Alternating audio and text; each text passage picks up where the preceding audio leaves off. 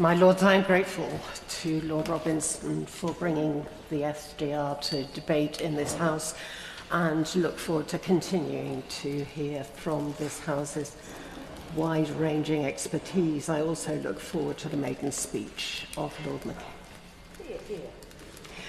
George Bell, formerly Bishop of Chichester, thought deeply about the ethics of international relations and spoke on occasions controversially in this House about his conclusions.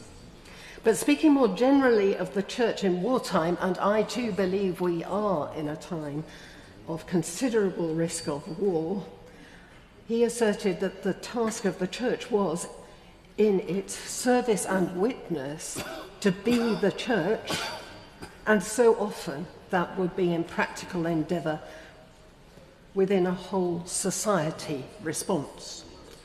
So last weekend, the General Synod of the Church of England in York responded to the current international threat level very practically by providing new legislative arrangements to hold the records of military chaplains centrally, not locally.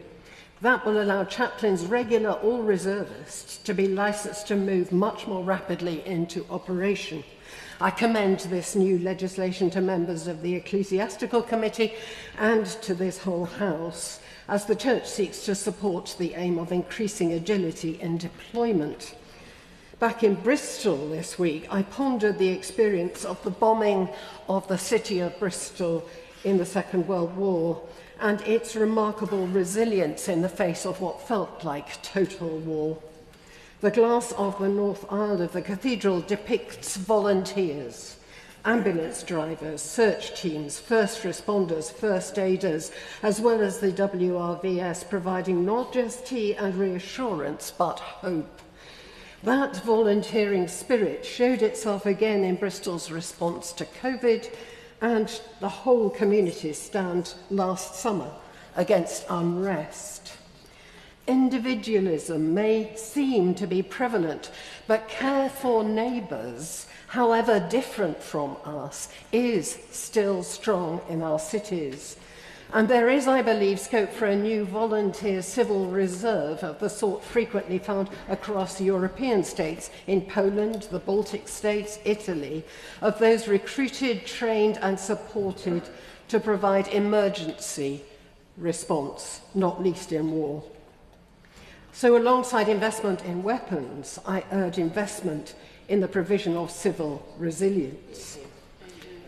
And as your lordships might expect, alongside a war readiness strategy, I would welcome a conflict prevention and peace building strategy, not least as overseas aid is depleted.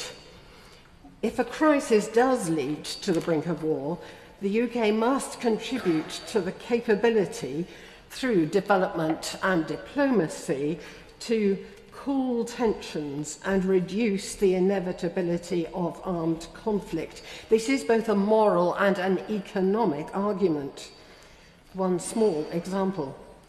The Church, through its lead on the Global Investor Commission on Mining and working with the Anglican Partnership for Peacebuilding based in Cape Town, is enabling local communities to be trained in dialogue work at the nexus of friction around extraction and armed groups where conflict is fueled by the demand for critical materials.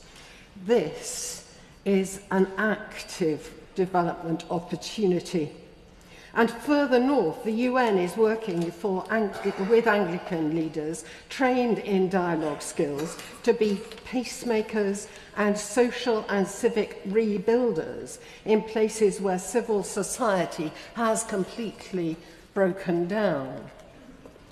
So while I welcome the Strategic Defence Review, not least in its honesty and courage, though I too am concerned about the financial plans alongside it, I also yearn for a companion strategic peace-building review.